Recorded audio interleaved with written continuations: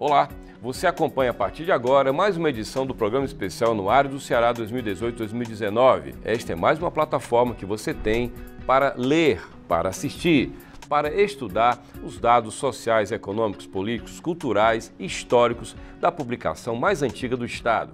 O Anuário do Ceará está aqui na TV, nesta série de programas especiais e também na versão impressa nas bancas e livrarias e também na web, no www.anuariodoceara.com.br. No programa de hoje, nós vamos entrar em um dos capítulos mais antigos do Anuário e um dos mais importantes. Além da ficha completa de todos os órgãos federais, nós trazemos um guia com as instituições de caráter internacional no Ceará. Por esta razão, o nosso convidado de hoje é o cônsul honorário da Noruega e da Suécia, Marcos Aurélio de Castro. Fique com a gente, o programa especial Anuário do Ceará começa agora.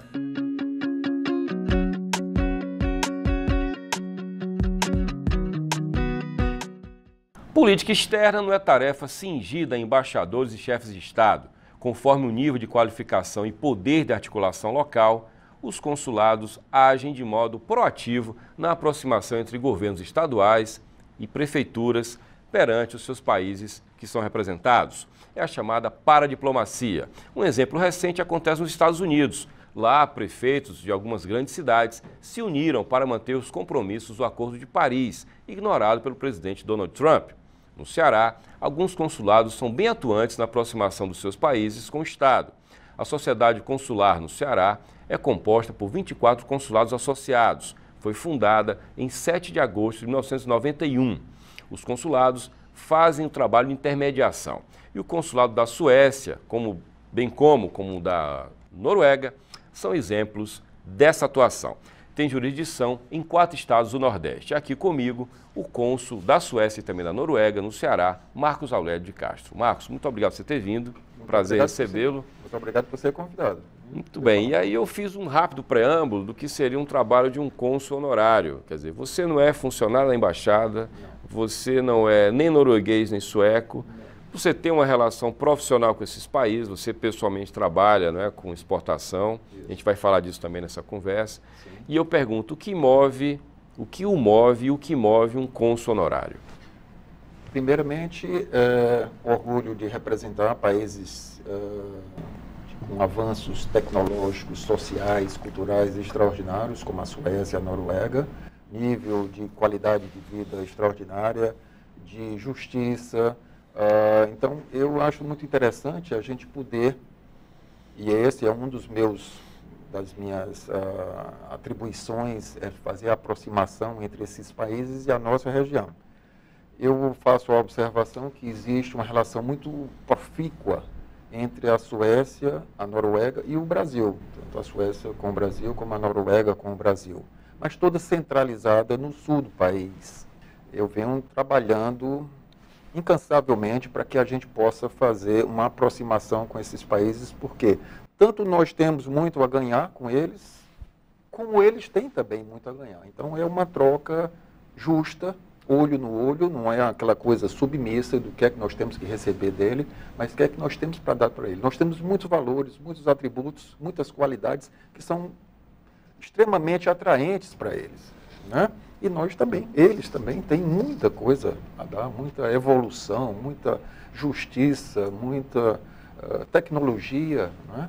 E nós estamos, o meu objetivo como cônsul aqui é trazer isso. Você tocou no ponto, né? O Sul, o Sudeste, sobretudo o Sul, me parece que tem essa relação mais próxima por conta, naturalmente, da imigração que houve no passado. E sim, você tem uma colônia, né? Não sei se eu chamar, o termo seria esse, você tem uma colônia de europeus muito mais forte no sul do país. E você está no Nordeste, está no outra ponta do mapa. Quer dizer, como foi que começou esse seu trabalho com esses dois países, especificamente? Você tocou num ponto muito importante. Realmente, por exemplo, só para levar em consideração a Suécia São Paulo foi por muitos anos a maior cidade industrial da Suécia. Então, quer dizer, significa que você teria mais indústrias suecas em São Paulo do que em qualquer cidade da Suécia. Estamos falando de Volvo, estamos falando de Scania, por exemplo. Isso, né? Tetra Pak, SKF, Electrolux. Então, nós temos uma gama imensa de empresas que estão sediadas lá em São Paulo. Esse é o nosso desafio, é a gente tirar leite de pedra, é mostrar. Então, eu venho batalhando sempre com a embaixada e com nas nossas duas embaixadas, Suécia e Noruega, que as iniciativas devam ser feitas aqui na região. Por quê? Porque nós temos qualidade, nós temos atributos, nós temos coisas complementares, ações complementares que possam ser extremamente benéficas para ele. E nós já fizemos inúmeras coisas. Esse ano, se você me permite dizer, nós tivemos duas iniciativas muito louváveis. Uma, nós tivemos em maio, nós tivemos aqui a primeira conferência de cônsules, de todos os cônsules do Brasil, aqui no Ceará. Geralmente é feita em Brasília. E eu abri essa sessão, consegui convencer o nosso embaixador a trazer para cá. Ele trouxe, junto com isso, ele trouxe também uma conferência comercial em que nós interagimos em termos comerciais. Foi feita na FIEC, agradeço aqui a FIEC, a atenção que eu sempre tenho lá na FIEC com os nossos projetos. E nós fizemos uma relação comercial, nós trocamos ideias em termos de comércio, nós trouxemos pessoas muito interessantes dentro da embaixada do Business Sweden, que cuida disso, que está fazendo. Como você sabe, a Suécia está com uma negociação com o Brasil extremamente interessante. Dos caças? Dos caças. Né? Então, o martelo foi batido ali, né? Foi batido e foi sacramentado tanto o governo, que era no tempo da Lula, da né? Dilma, Da Dilma, e com a oposição também. Então foi dado uma bênção realmente, porque foi um negócio extremamente interessante. Inclusive surgiu para a Suécia. Esse ponto para a Suécia e para o Brasil. E para o Brasil também, porque tem uma transferência de tecnologia, Perfeito. Que é a diferença entre ter comprado de uma outra companhia, sabe, né? Fornece isso. O Gripen, né? Isso, do Gripen. O que acontece essa pauta, esse assunto está entrando na campanha presidencial. O candidato Ciro falou num debate, numa entrevista recente à TV, que ele é contra a operação Boeing, Embraer, porque ele enxerga nisso, seja conspiração ou não, enxerga nisso o incômodo americano com o fato de que Suécia transferiria tecnologia para o Brasil na fabricação de caça, né? Então, se é reversível ou não, mas é um assunto que está na pauta. É um assunto extremamente interessante. E se você me permite, eu queria só fazer algumas observações com relação a essa negociação. É uma negociação tão extraordinária, porque ela vem a ser a maior transação comercial da Suécia na sua história. Ela não se torna só uma relação comercial. Toma lá, dá cá, dá o dinheiro, toma lá. É uma simbiose extremamente interessante, em que até os próprios suecos não dizem, não, nós estamos dando ao Brasil. Não, nós estamos construindo junto com o Brasil uma simbiose operacional de produção e criamos até uma linha de caças completamente inovativa para celebrar essa junção. E você entenda que na esteira dessa relação vem inúmeros outros projetos que possam surgir. Daí eu estou procurando trazer a Suécia para cá, para ver se a gente pega um pouquinho dessa negociação e a gente interage no que nós temos de atributos interessantes. O que é que nós temos de atributos interessantes para a Suécia? O que é que o Brasil tem além do seu imenso mercado consumidor e, naturalmente, das commodities que nós produzimos?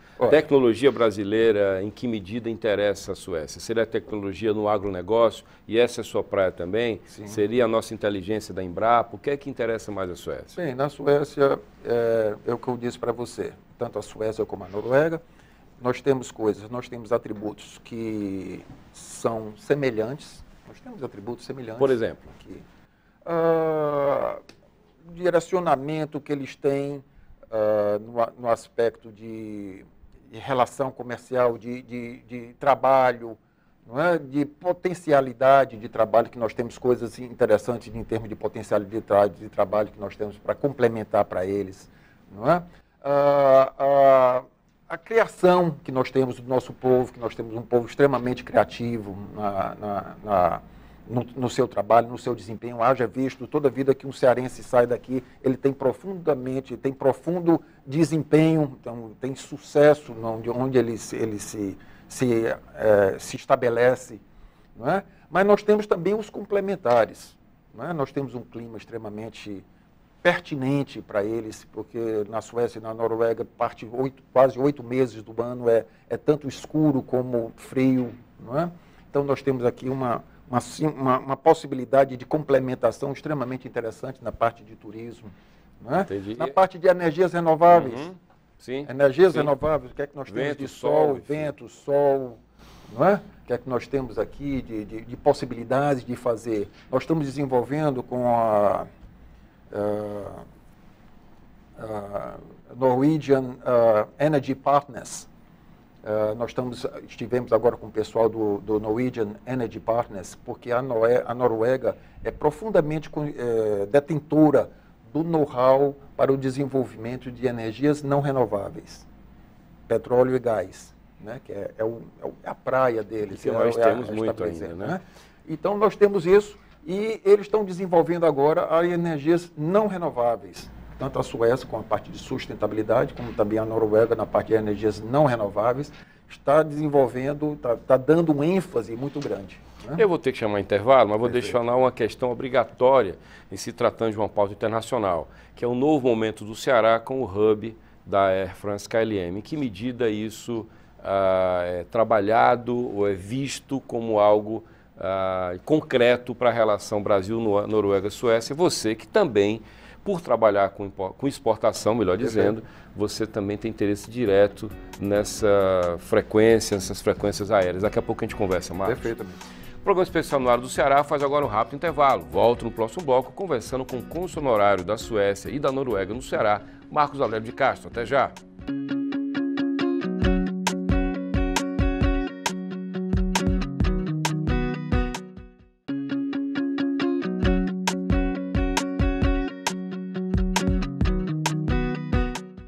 Estamos de volta com o programa especial no Horário do Ceará 2018-2019, conversando hoje com o cônsul honorário da Suécia e da Noruega, Marcos Aurélio de Castro.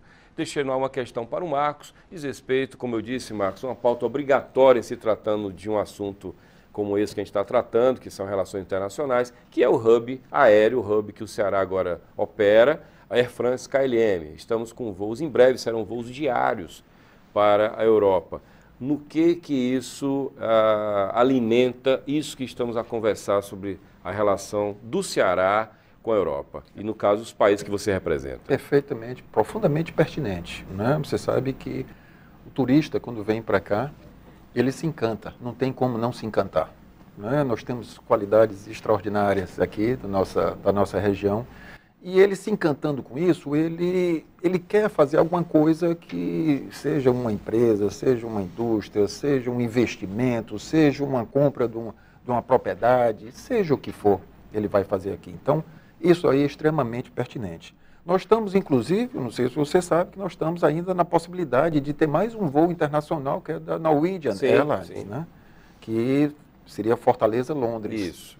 Isso aí seria extremamente interessante. Eu estive falando com o nosso secretário e ele mencionou que existe 8 opções aqui, que eles estão ainda estudando, né? Mas o Fortaleza é uma das grandes opções dele que eles têm. Então, isso vai incrementar mais ainda. E como eu disse para você, a relação desses voos é profunda, porque eles vêm, eles encontram, eles têm uma imagem completamente diferente daqui. Quando eles vêm para aquela e sentem na pele o que é que o nosso ambiente tem a oferecer, eles não têm como não se encantar. Marcos, como é que é a sua cabeça pensando? Você pensa ora como brasileiro, ora como sueco, ora como norueguês. Como é que é representar dois países sendo brasileiro? Como é que é esse envolvimento? Em que momento os interesses pesam mais para um lado ou para o outro? Como é que você media isso com você mesmo? A minha cabeça não é só brasileira, não. A minha cabeça é cearense, profundamente cearense. Né? Tenho um profundo orgulho das nossas raízes, da nossa região. Eu acredito plenamente que a nossa potencialidade é imensa. Então, eu sempre insisto, como eu tenho grande admiração por esses países que eu represento, pela sua qualidade, né, em termos de justiça, em termos de bem-estar, em termos de equilíbrio, em termos de sociedade. Né? Então, eu acredito muito nisso e eu quero que a minha região aqui possa interagir de forma mais profícua com esses países. Né? Então, a minha cabeça é nessa coisa. Nós temos uma função. A nossa função consular, Jocélio, ela se diz respeito a lidar com cidadão. Então, eu represento a Suécia e a Noruega, então qualquer problema que o cidadão sueco ou norueguês tiver na região, eu tenho por obrigação de prestar assistência da melhor maneira possível. Isso envolve algo prosaico como perder o passaporte, por exemplo? Sim, claro. Muitas vezes doença, acidente, virtual, falecimentos, né? Então tem muitas atividades aqui, né?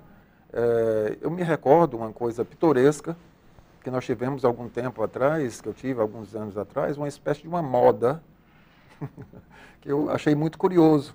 Era dos escandinavos virem morrer aqui.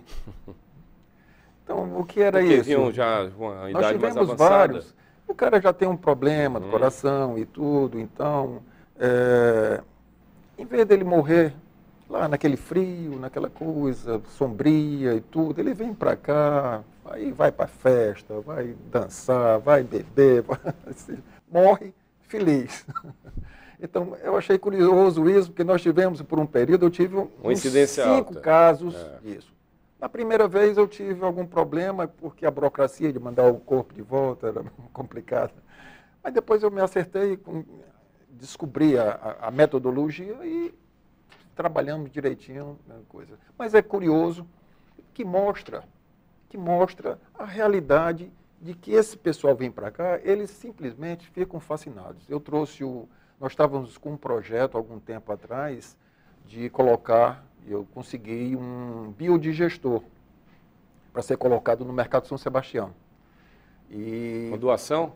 Era uma doação de uma universidade de Borås, lá na Suécia.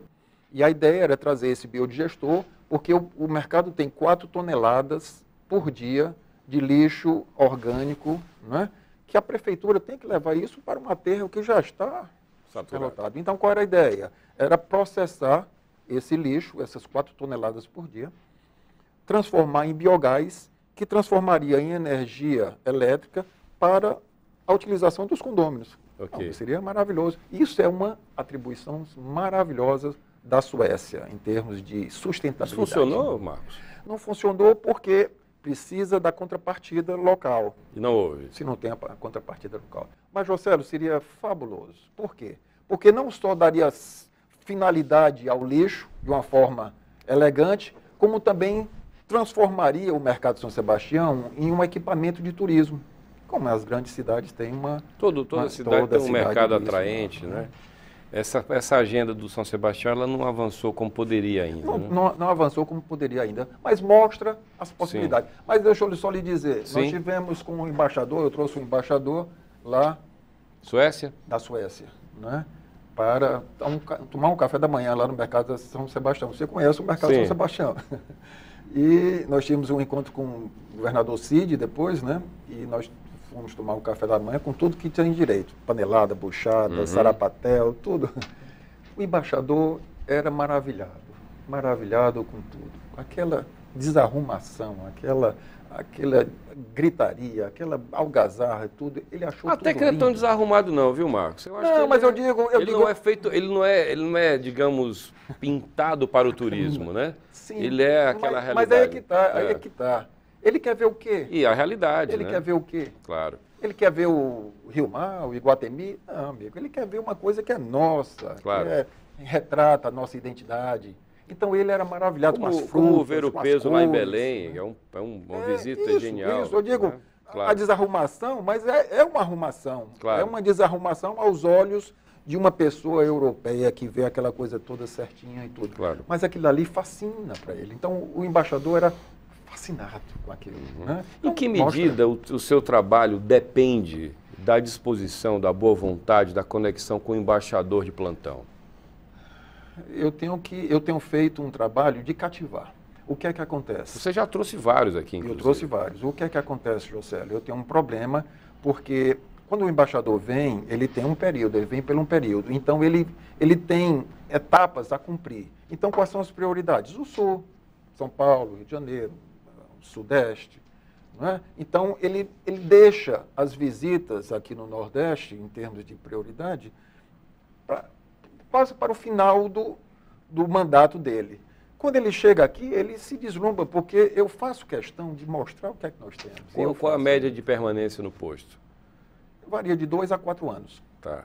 Então, quando às vezes eu trago, que aconteceu várias vezes, eu trago um embaixador aqui sabe, aí ele se encanta com isso, e eu faço questão, porque eu faço a programação. Não deixo nem o governo de estado fazer e nem a embaixada fazer. Eu faço a programação, porque eu sei fazer a programação.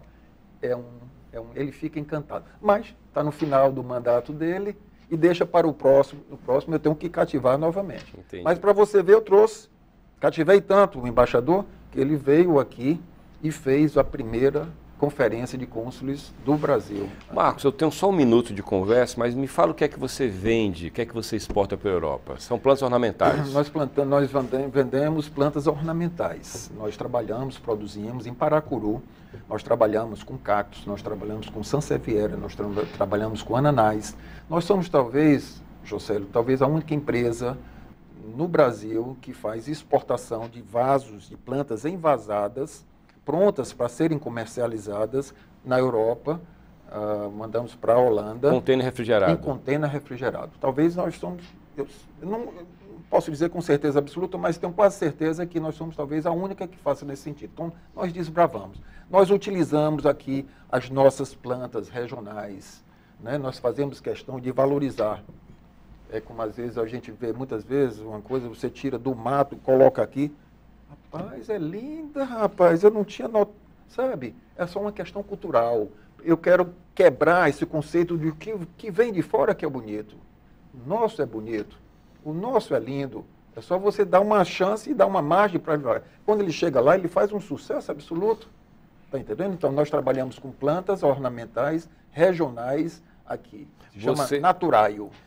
Naturaio já entregou a marca também de outro negócio da família, que é a AIO, que é a academia. Exatamente. É ponto de venda também, não é? É ponto de venda também. No mercado local você vende em diversos pontos ou você restringe? Nós estamos ainda trabalhando, porque a nossa função, nós temos dois desafios. Um é vender em Olambra, na Veilen, na cooperativa chamada Veilen, em que nós mandamos a nossa produção para lá e eles redistribuem. E muitas vezes mandam até de volta para cá.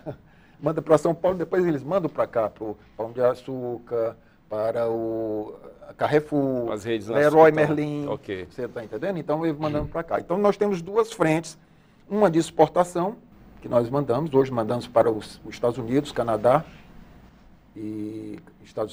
via aérea, e a Europa nós mandamos via marítima, para o Porto de Roterdã, de lá ele faz a distribuição. Muito conveniente essa negociação do Porto de Roterdã com o Porto de Pecém. Ok, Marcos, muito obrigado. Agradeço a sua participação, parabéns pelo trabalho, desejo boa sorte. Tá bom? Muito bom, muito obrigado. Eu conversei com o cônsul da Suécia e da Noruega aqui no Ceará, o cônsul honorário Marcos Aurélio de Castro. O programa especial no Ar do Ceará de hoje fica por aqui. Você pode ter acesso aos dados mais importantes do Ceará também pelo site, www.anuardoceará.com.br. Agradeço a você que assistiu ao nosso programa e até o próximo. Tchau, tchau.